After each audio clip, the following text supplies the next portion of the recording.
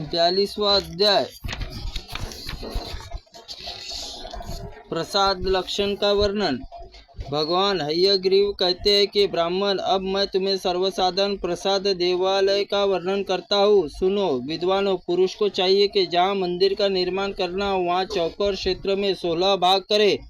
उसमें मध्य में 4 भागों द्वारा आय सहित गर्भ मंदिर के भीतर भाग के रिक्त भूमि निश्चित करे और फिर शेष भाग 12 भागों में दीवार उठाने के लिए नियत करे। फिर उसमें 12 भागों में 4 भाग जितनी लंबाई और उतनी ऊंचाई प्रसाद के दीवारों की होनी चाहिए। विद्वान पुरुष को दीवारों की ऊंचाई से दुगनी शिखर की ऊंचाई रखे। शिखर का चौथाई भाग ऊंचाई के अनुसार मंदिर के परिक्रमा की ऊंचाई रखे। उसी मान के अनुसार दोनों पार्श्व भाग निकालने का मार्ग द्वार बनाना चाहिए। वे द्वार एक दूसरे के समान होने चाहिए। मंदिर के सामने का भूभाग विस्तार शिखर के समान ही करना चाहिए, जिसके कारण उसकी शोभा हो सके। उसके अनुरूप विस्तार शिखर से भी दूना भी हो किया जा सकता है। मंदिर के आगे का सभा मंडप विस्तार मंदिर से गर्भसूत्र से दूना होना चाहिए। मंदिर का पाद स्तंभ आदि भित्ति बराबर ही लंबे बनाए जाए और मध्यवर्ती स्तंभों को विभूषित करके मंदिर के गर्भ का जो मान है उसी के मुख्य मंडप में सभा मंडप का जगमोहन का भी रखे। तत्पश्चात 81 पदों में युक्त वास्तु मंडप का आरंभ करे। इससे पहले द्वार का न्यास और समीपवर्ती पदों के भीतर स्थित होने वाले देवताओं का पूजन करे। फिर परकोटे में निकटवर्ती सबसे अंत में पदों को स्थापित होने वाले 32 देवताओं की पूजा करे। यह प्रसाद सर्वसाधारण लक्षण है। अब प्रतिमा मानकर अनुसार दूसरे प्रसाद का वर्णन करता हूँ। सुनो, जितनी बड़ी प्रतिमा हो उतनी ही बड़ी सुंदर पिंडी भी बनवाए। पिंड की आधे मान से गर्भ निर्माण कराए। गर्भ के मान से अनुसार भीतियाँ उठाए। भीतों की लंबाई के अनुसार उसकी ऊंचाई रखे। विद्वान पुरुष को भीतर की ऊंचाई से दुगनी शिखर की ऊंचाई कराए। शिखर के अपेक्षा चौड़ाई ऊंचाई मंदिर की परिक्रमा बनवाए और इसी ऊंचाई में मंदिर के आगे मुखमंडल का निर्माण करवाए। गर्भ के 8वें अंश का माप रथों को निकालने का मार्ग बनवाए अथवा परिधि द्वितीय भाग में अनुसार रथों को छोटे छोटे रथों की रचना करवाए। उनसे भी द्वितीय भाग में माप का रथों को निकलने का मार्ग का निर्माण करवाए। तीनों रथ सदा वामों की स्थापना करे।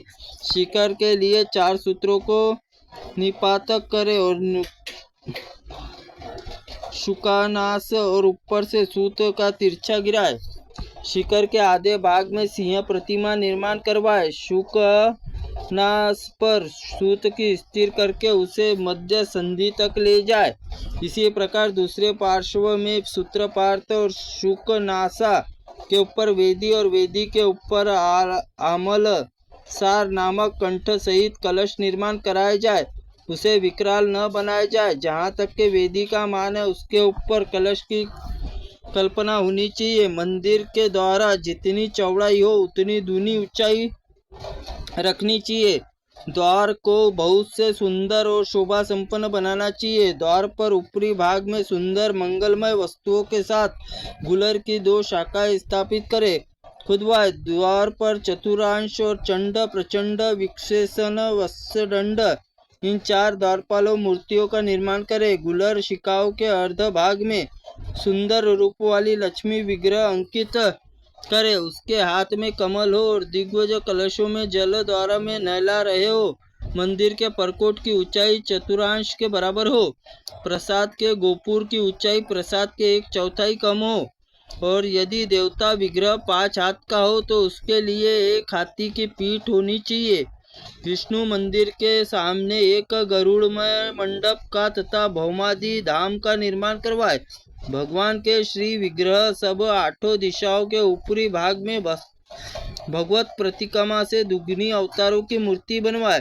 पूर्व दिशा वरा, दक्षिण में नरसिंह, पश्चिम में श्रीधर, उत्तर में हयग्रीव, अग्नियों में परशुराम, नैऋत्य में श्रीराम, वायव्य कुंड में वामन, ईशान्य में वासुदेव मूर्ति का निर्माण कराए। प्रसाद रचना 8 और 12 आदि सम संख्या वाले स्तंभों की करनी चाहिए। द्वार पर अष्टम यदि अंश छोड़कर जो वेद होता है उसमें दोष कारक नहीं होता। इसी प्रकार यदि आदि आग्नेय पुराण प्रसाद आदि लक्षण का वर्णन नामक 42वां अध्याय संपूर्ण हुआ। त्रुटिपूर्ण वाक्य के लिए भगवंत हमें क्षमा करे।